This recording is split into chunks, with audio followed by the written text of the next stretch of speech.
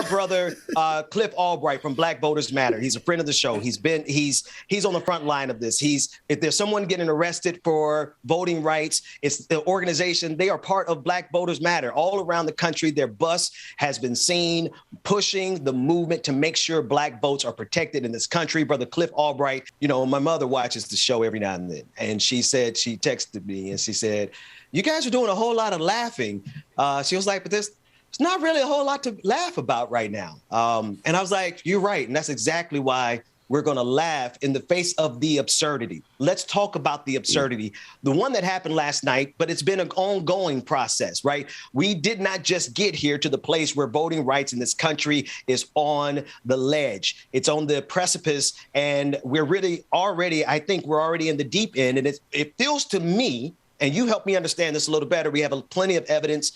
It feels to me that we're not getting the appropriate response from the people who have the power, who could do something about the affront on our voting rights. Yeah, I mean, it's sure felt that way over the past year, right? We spent a lot of the past year trying to get, like you said, the folks that we gave power to, and that includes the White House, includes Democrats in Congress, particularly in the Senate. We spent a lot of time just trying to get them to be more aggressive, right? To deal with this as the existential crisis that it is. And so, I think a lot of time was wasted there. But then the last month we had this big flurry starting towards the end of December, when they finally decided to shift from Build Back Better to focus on voting rights. Right. And then you start to see more of the so-called moderate Democrats starting to come out. Some of whom, actually surprised me last night. I thought Angus King, who had been on the fence about the filibuster, was one of the strongest voices actually last night. So some of them started to come out a few weeks ago. So we could have been further along, right? If they had started on this throughout the year, if the White House, if Biden had made a speech sooner, if the Senate had done more stuff sooner. But be that as it may, we got to where we got last night, which was a critical night. And I want to be clear. Everything that we've done, like you said, all the arrests, being in the streets, everything that we've done, while we didn't get passage, I think it is worth noting, and this isn't just a moral victory or whatever, that debate last night was significant. We had not yet even been able to have a debate on these bills, and we would not have had a debate on these bills if months ago we had decided, well, it's not going to happen, we're going to ease up, and we're just going to let them go through the process. It was activism that led, just like activism led to Biden giving the speech that he gave in Georgia, it was activism that led the Senate and Speaker Schumer, the Senate Majority Leader Schumer, to push it this far and to get these people on record. That means something. I often think about that. It reminds me of when Joe Biden gave his acceptance speech the night that he finally accepted victory. It was a Saturday. It wasn't that Thursday. It wasn't the Tuesday night of the election. At that speech, he actually said in the record of his speech that white supremacy is I believe he said, existential threat to the United States of America. Now, I do feel the angst that most people are feeling this morning because, as you said, it's not a moral victory, but it is something to have it on the record, of this country, particularly in Joe Biden's was just a speech, but on the Senate debate, that means it's going down on the record who's on the side of justice. Help the people to understand the significance of what happened last night.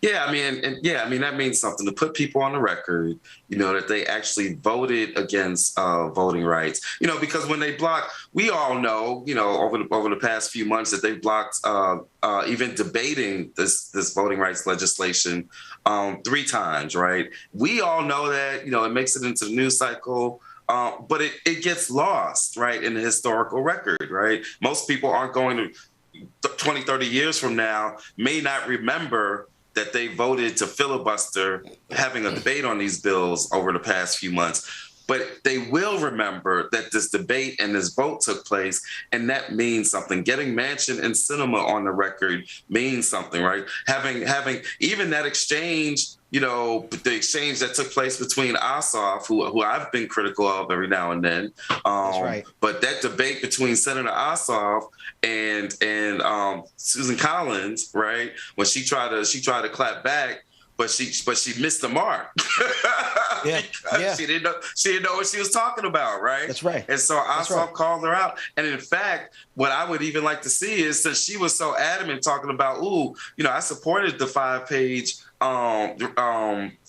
extension of the Voting Rights Act.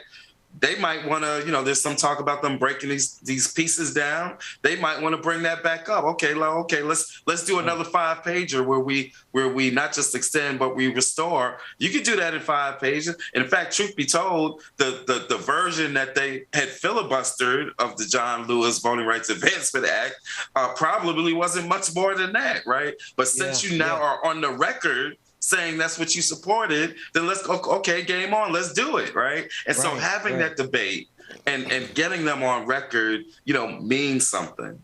And Brother Albright, on behalf of a grateful people, thank you so much. And I know that Sister Latasha Brown, her and I roll deep. And so I just want to thank you all for what you're doing. But many times when I talk to members in our community, they find this whole thing so complex and convoluted. So I just want you to, and I certainly don't mean to be insulted to anybody, but let's just try to be as elementary as we can to let folks understand simplistically what's going on. So can you tell us what is the current makeup of the Senate, both Republican and Democrat? How many votes did we need in order to pass this Voting Rights Act? And then how does the filibuster play into all of this, and how Manchin and Sinema are such a roadblock to it? So those very basic fundamental questions, if you could just lay that out for us so that all of us can have just a very simple understanding of how important what happened last night was.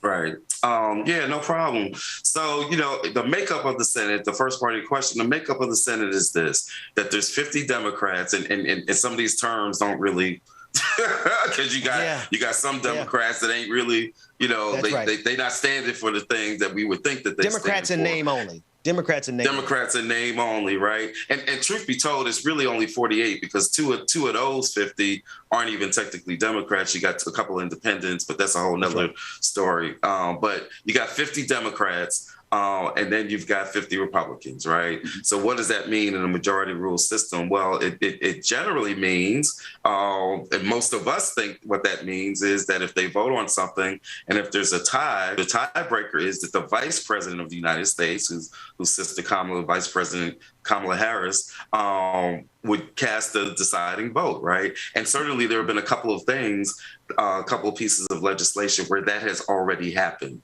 But the problem is to get to that 50, and this is the part that a lot of us don't understand, and people in other countries don't understand it. To make something happen in the Senate, you've often got to get 60 votes because of this thing that they call the filibuster. And so that's the problem. To even have a debate on certain things, you don't just have simple majority rule, right? You got to get 60 votes. And in this current makeup, there are not 10 Republicans that will vote for anything, pretty much, especially not voting rights, right? You couldn't find 10 Republicans to even vote on whether or not they would have a investigation into what happened on January 6th, right? That's so right. If you can't find 10 people to investigate an attack on their workspace, right. then you're not going to get 10 of them to look into or support voting rights. So that's the makeup that we're at, where we've got 50, but 50 is not enough, because you got to get 60 in order to get past this procedural obstacle and this thing called the filibuster, which historically, and a couple of people pointed this out last night during the debate, historically, it has been used more to block civil rights legislation than it has been used on any other single issue. And that history goes back to the 1800s, right? Into the Civil Rights Acts of the 1870s. It might as well, the filibuster might as well have a big Negroes only sign above it, just like the water fountains, because that's the way it has historically been used. Has it been used on other stuff? Yeah, but never on any other single issue as much as it's used on civil rights legislation. And so, my brother, and thank you so much. But again, as you stated, around the world, people are confused about the 60. So are we saying that in order for the Voting Rights Act to come up for vote on the floor, and thus you can get a 50-50 vote, and then the vice president casts the majority vote. Are you saying that for it to even come up on the floor, you got to have 60 people to say, yes, let's bring it up for debate, or let's bring it up for a vote? Is it that simple? That's the part. It's pretty much that simple. The reason it's a little bit more complex is only because last night there was a debate, but they had to use this strange process that I won't even go into. It's called messages between the houses. They had to come up with this strange procedural process just so that they could get to the point that they were at last night, which was a debate. So that was a special situation, but generally what you just said is correct. You have to have 60 votes not just to pass the bills, to even discuss the bills, right. which in an institution that calls itself the world's most deliberative body, you have to have 60% or 60 votes just to even deliberate. And they block that. And the way that they block that isn't even the way that they used to do it, where you'd have to stand up and argue your case on why you're blocking it. The way that they do it now with this kind of secret filibuster or a pocket filibuster, right. You could be on a plane somewhere flying home saying, I'm a filibuster that voting rights thing. There's no transparency. There's no accountability. There's no open discussion. All you got to do is say, I'm a filibuster it. You don't have 60 votes. And then it just gets squashed without any kind of debate or discussion. Part of the criticism that the Democrats, and in particular the Biden administration, is having is that not within their own party can they come to a consensus. And so there are two senators, Manchin and Sinema, who are holding out. And so can you speak to us about what it is, why it is that they can't get on board with the idea of passing a Voting Rights Act in which they understand that this country is attempting to suppress the minority, in particular the Black vote. So what is it about Manchin and Sinema's position that appears to be such a headache for not only the administration, but the Democratic Party, and in particular getting this Voting Rights Act passed? Yeah, that's a hard one to answer because, there's no sanity to either one of their positions. With Manchin, it's this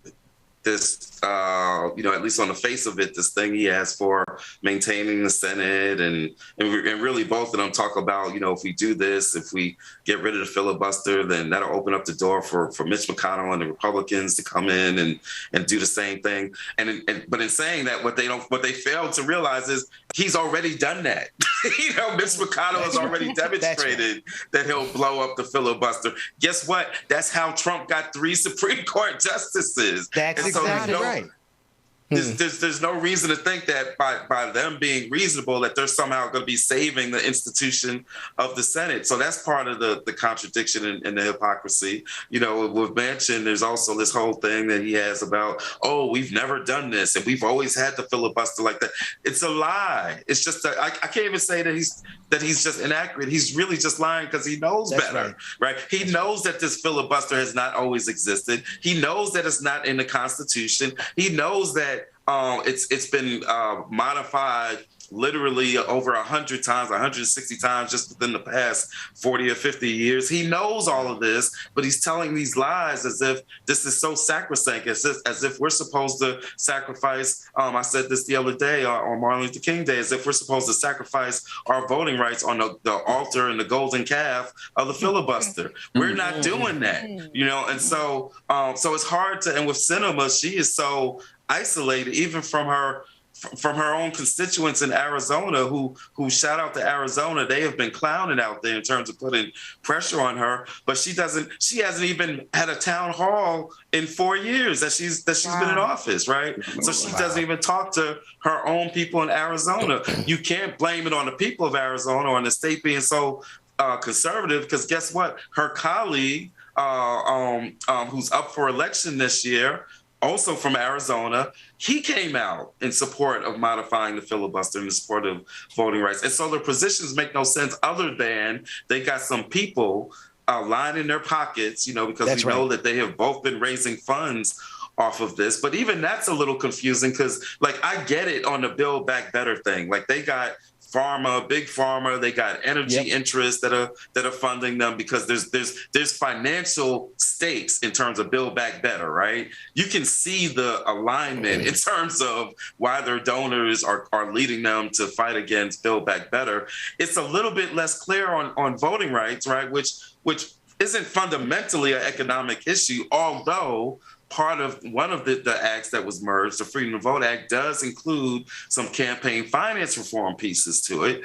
which is part of the reason why places like the U.S. Chamber of Commerce and some other donors and business interests do have an interest. So it's not just the concept of democracy. It's also about the impact of big money and dark money in this democracy. And that might be the reason why their donors are having them to take these idiotic, insane positions that they're taking on voting rights. And I know a lot of times these bills won't come up because they have these sub-bills as a part of them. Is the Voting Rights Act a standalone bill where that's all that's in there that should cause, basically you saying if you vote against this, you are absolutely voting for voter suppression? So are there other underlying sub-bills a part of it, or is it standalone?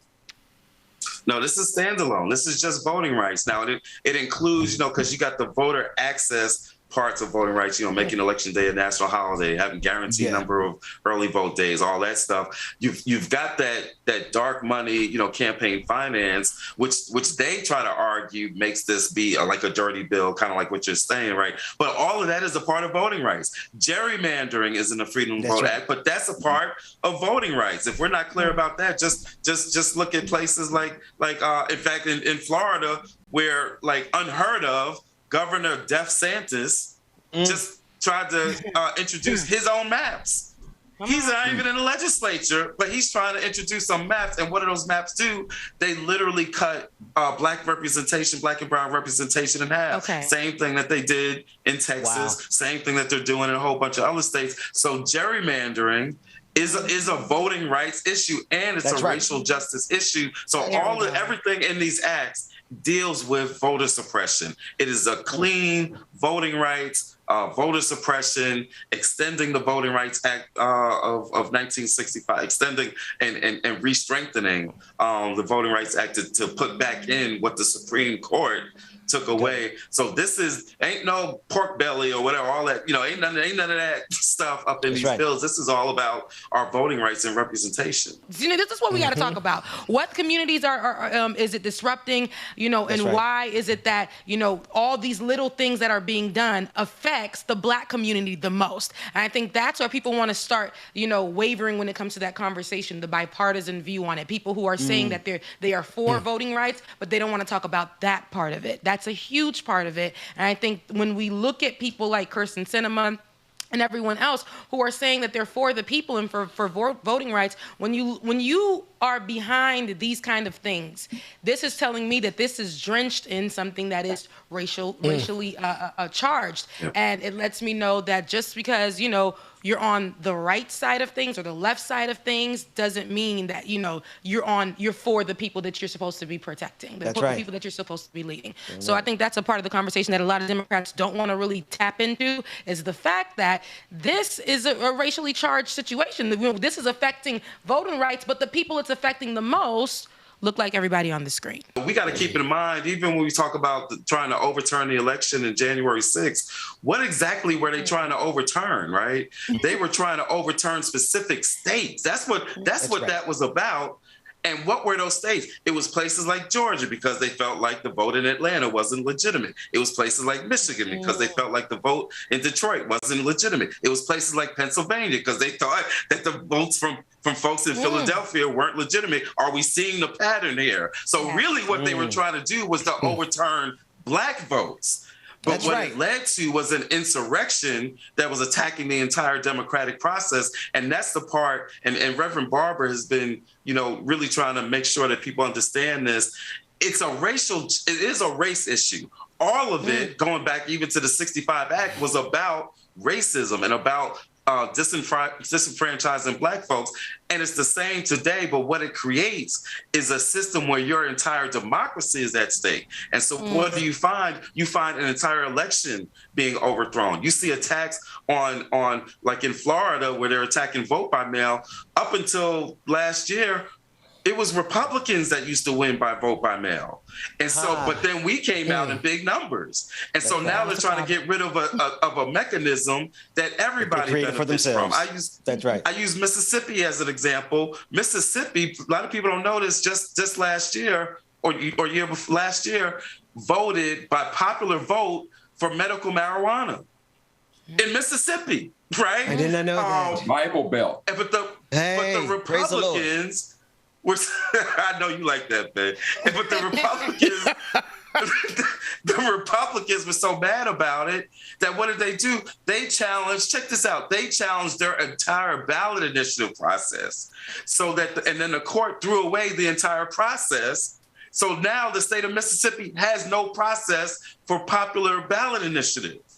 That's the extent so that's an attack on the entire democracy in that state that's directly aimed at. It's structural. And we got to be real clear. It is rooted in Jim Crow, racism, white supremacy. We are targets. They target us with surgical precision. They target us. In North and South Dakota, they targeted our indigenous brothers and sisters. I want to leave them out, right? In Texas, they targeted our Latinx brothers and sisters, right? Yes. It's rooted in racism. But all of them are going to suffer when they let this so-called democracy, because it ain't never been perfect. In fact, what we're seeing today is really just a reflection of the original sin. The original cracks in this democracy ain't never go away. And so what we're seeing today is just a reflection of that you only wanted to let white men with money, men, money, and property, that you only wanted them to vote. And so we saw a Senate last night, which still, with some minor changes, right, but still reflects that same population. White men, Christian with money. But be clear, this entire democracy will crumble, just like you are not exempt from COVID, even though a lot of the response was rooted in racism, because they said, it's disproportionately hurting Black folks. This ain't a problem, right? But then what do? You mess around and then you create a situation where it's affecting red states and white communities that they thought were somehow going to be exempt. So everything that they target at us winds up affecting every structure. Your racism in education has made your entire education system weak. Your racism in employment has made your entire employment and wages and income situation weak. Your racism in healthcare has made your entire health system. It's the 1619 project, right? Everything that you targeted us is going to impact this entire system. And that's what we're seeing with this so-called democracy. It's rooted in racism and white supremacy. Yes, it is. So Brother Albright, would you say that, in recent elections, arguably, not arguably, but factually speaking, the highest voter turnout was 2008 with the election of President Obama. And so ultimately now we get the sacred position of having a man of color in the Oval Office. Do you think that was, and I know that historically it's been going on, but do you think that the efforts around voter suppression really ramped up when they saw that one incident? No, definitely. I mean, even as, a lot of people have been pointing out that these 16 Republicans that voted for the Voting Rights Act in 2006, but now they don't believe in voting rights. What could have changed? What happened soon after 2006 that could have made them all of a sudden be like, this voting thing? Can I do something real quick? As a point of privilege for the show. Hey, Google, what happened today in Black history? On January 20th, 2009, Barack Hussein Obama II was sworn in as the 44th President of the United States. After graduating from Columbia University, he went on to Harvard Law School, where he became the first Black president of the Harvard Law Review. Before entering politics, Obama was mentored by Michelle Robinson at the law firm Sidley Austin. The two would later marry. Obama worked as a civil rights attorney and also taught constitutional law at the University of Chicago Law School. He sought the presidency after serving as both an Illinois state senator and a United States senator. Adapted from Black Heritage Day 4 calendar by author, lecturer, and civil rights activist Dr. Karl Mack. I love it when a plan comes together. Come on, Dr. Karl Mack. Now, Dr. Karl Mack. Come on, Dr. Karl Mack. You know what I'm saying? Karl The plan Mack. did come together. It was very good. I was like, did y'all rehearse this? Because it was too on point. It was okay? smooth, man. It was perfect. We had the B-roll available impromptu and ready. as I said, hell. excuse me. Okay. It was. Hey, no, full transparency. Dr. Max set that up. He gave me the alley-oop, and I saw it. I saw it. Good. And I just, What then happened, because that's where the Tea Party came from, right? And there's a direct line from the Tea Party to the insurrectionists. Be clear about that. But it's not just that. It's even enshrined in the Supreme Court Shelby decision, which weakened the Voting Rights Act. Because as Chief Justice Roberts would say, you know, where he made the argument, we need to be clear, Chief Justice Roberts has been trying to get rid of the Voting Rights Act ever since the early 80s when Lonnie Guinier kicked his butt and got the Voting Rights, it was part of the team that got the Voting Rights Act extended then in a way that he didn't want to see it happen. So this has been a long vendetta that he's had against voting rights. But in the Shelby decision, part of what Roberts basically says is, you know, Clearly, we don't still need all these provisions because guess what?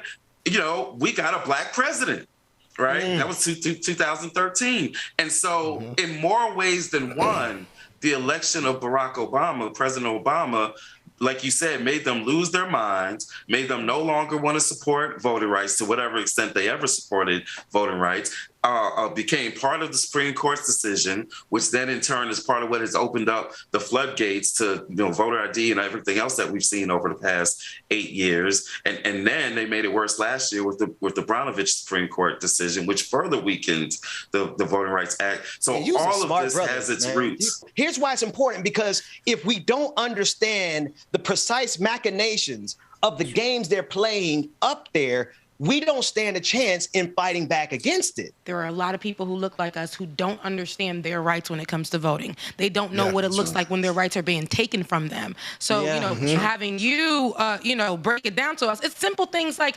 address changes or where your address is located. You know, they'll try to step in and say that your vote isn't going to count because this is where you're located or whatever the case may be. So this is why it's very important for us to be educated or know what our local officials, you know, state officials are doing when it comes to voting rights. Because you may not know that they are low-key planning and doing things to make sure that when it comes time to vote, your vote will not count. They're going to make sure that they put things in place to make sure that your vote doesn't count. So thank you so much, Cliff Albright. Thank you so much for educating us